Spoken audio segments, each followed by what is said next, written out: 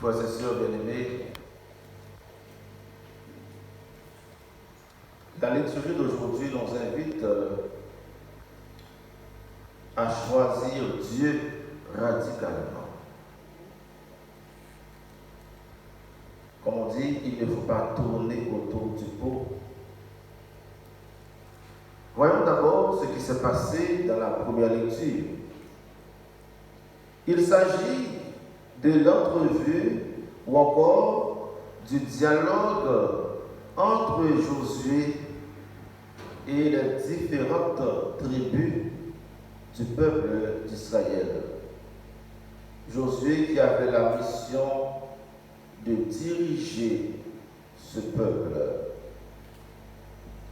Le peuple d'Israël,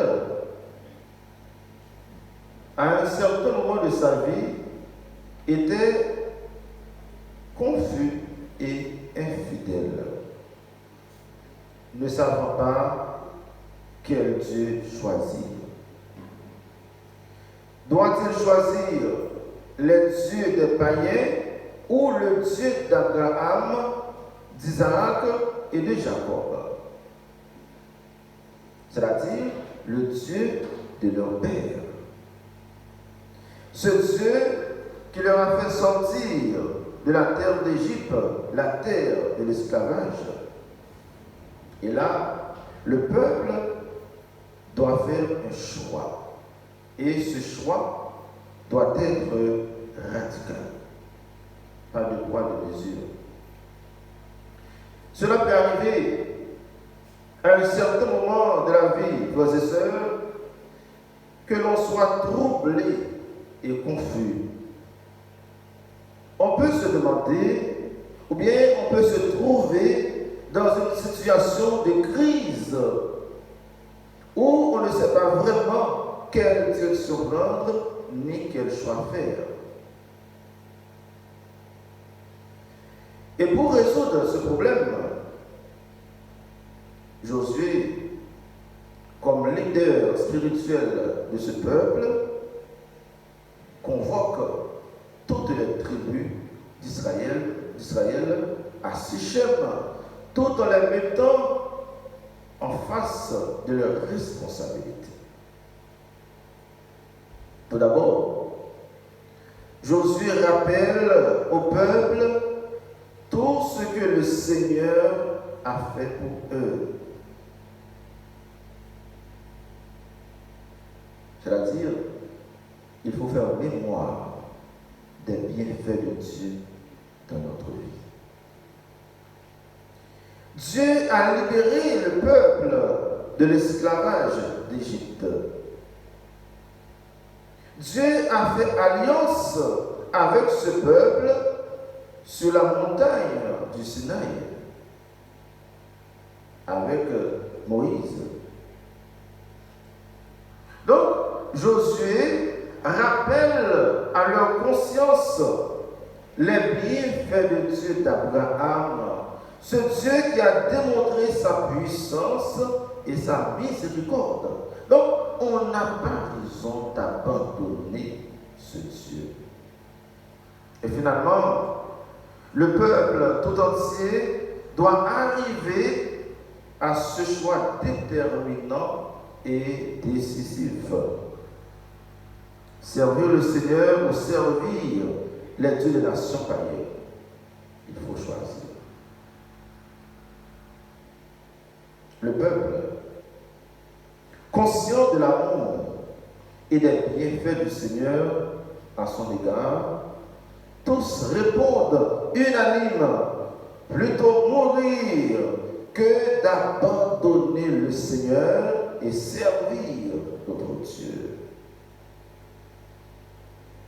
Est-ce qu'aujourd'hui, à l'instar de ce peuple, frères et sœurs bien-aimés, vous pouvez affirmer ce choix? Ce n'est pas facile. C'est vrai, Israël a été tenté dans le désert en abandonnant le vrai Dieu. Israël a subi ce que nous appelons l'influence des autres nations. Les autres nations qui adoraient les faux dieux. Donc, Israël se trouvait au milieu des peuples qui adoraient les faux dieux. Donc, Israël était influencé. Mais aujourd'hui, c'est ce qui est important.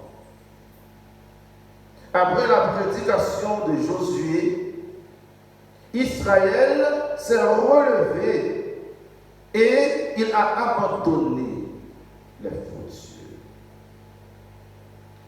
Les dieux étrangers pour embrasser le vrai Dieu et lui rester fidèle. Israël a choisi de servir Dieu. Ce Dieu qui est lent à la colère, plein d'amour et de miséricorde. Et ce Dieu qui définitivement se manifeste en son Fils, Jésus le Christ, celui par qui il fait alliance avec nous. Avec Jésus-Christ, frères et sœurs bien-aimés, nous sommes entrés dans la nouvelle alliance avec Dieu. Comme à Sichem, Jésus-Christ est devenu notre point de rencontre. Jésus-Christ est devenu notre lieu de rassemblement spirituel. Et c'est à ses pieds que nous sommes conviés à prendre la décision finale de notre vie. L'Eucharistie est notre lieu de rassemblement où nous faisons mémoire des bienfaits du Seigneur. Et en même temps, dans l'Eucharistie, nous présentons au Seigneur nos offrandes et nous demandons pardon pour nos péchés.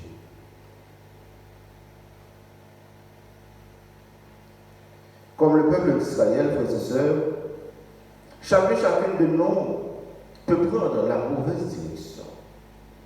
Chacune de nous peut faire le mauvais choix.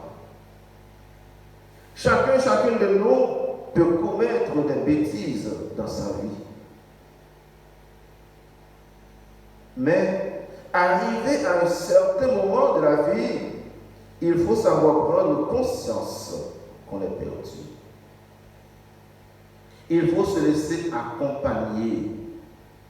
Il faut s'arrêter comme le peuple à Sichem pour recalculer la boussole de notre vie. Et si toutefois nous voulons arriver à la vraie et à la bonne destination, nous devons écouter la voix de notre Dieu. Nous devons mettre la parole de Dieu en application. Nous devons nous laisser éclairer et guider par l'Esprit Saint. Et c'est pourquoi je vous conseille tous les matins à faire l'invocation à l'Esprit Saint. L'Esprit Saint qui est notre conseiller, notre guide. Il est là, il sera là pour nous guider, pour nous éclairer, pour nous orienter, pour influencer nos décisions. Le plus grand danger, frères et sœurs, ce n'est pas de perdre la route. Le plus grand danger, c'est quand quelqu'un est dans l'erreur et qu'il n'arrive pas à accepter qu'il est dans l'erreur. Il ne veut écouter personne. Le peuple d'Israël a écouté leur chef. Le peuple d'Israël a écouté Josué qui était là pour donner la bonne direction. Cela peut arriver à un certain moment de notre vie où nous délaissons Dieu en abandonnant l'Église et les sacrements. Bon, maintenant, avec la situation, chacun cherche à se protéger. On est d'accord. Les gens ne viennent pas à l'église à cause de la situation. On peut comprendre. Mais ce n'est pas un abandon. Cela peut arriver aussi où nous ignorons notre éducation familiale pour partir à la recherche des biens matériels, de l'argent dans de mauvaises conditions, du pouvoir, du plaisir de toutes sortes et les vices de cette société qui se dit moderne. Mais jusqu'à quand allons-nous perdurer dans ces chemins? C'est ça la bonne question. Et de nos jours, dans beaucoup de familles, beaucoup d'enfants, beaucoup de jeunes ont abandonné leur famille pour une question de vouloir devenir riches. Ils n'écoutent pas leurs parents. Ils veulent faire à leur tête. Et finalement, ils ont fini en prison. Beaucoup de gens ont abandonné l'Église jusqu'à renier leur baptême et leur foi. Tout simplement pour s'aventurer dans d'autres voies et souvent qui sont des chemins de perdition. Aujourd'hui, à l'instant même, frères et sœurs bien-aimés, la parole de Dieu nous demande de nous ressaisir en refaisant alliance avec Dieu, à l'instar du peuple d'Israël. Il n'est pas trop tard pour retourner vers ce Dieu. Et c'est Paul, dans sa lettre aux Éphésiens, essaie de nous montrer cet amour de Dieu pour les hommes sous forme de l'amour d'un homme pour une femme. L'amour de Dieu pour nous, ce n'est pas un amour qui nous tue, ni qui complique notre vie. Ce n'est pas un amour qui nous empêche d'être libres. Au contraire, la vraie liberté se trouve en aimant Dieu et en nous laissant aimer par Dieu.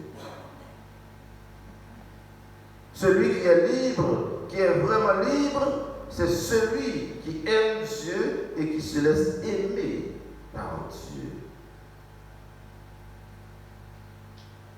L'amour de Dieu pour nous, frères et sœurs bien-aimés, ce n'est pas un amour qui nous rend esclaves.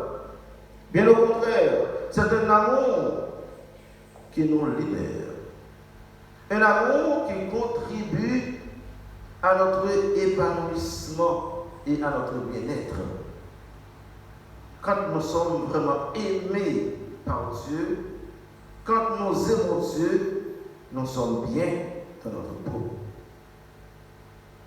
Chaque père de famille, chaque mère de famille, chaque chrétien, chaque chrétienne en particulier, devait prononcer cette parole de Josué. Moi et ma maison, nous voulons servir le Seigneur. Cette parole est comme un acte de foi, c'est comme un sceau indélébile. C'est un choix, c'est un credo. Donc, nous devons être fermes et convaincus dans notre choix. Et nous qui avons choisi de suivre le Christ, nous faisons le bon choix. Comme Jésus avait dit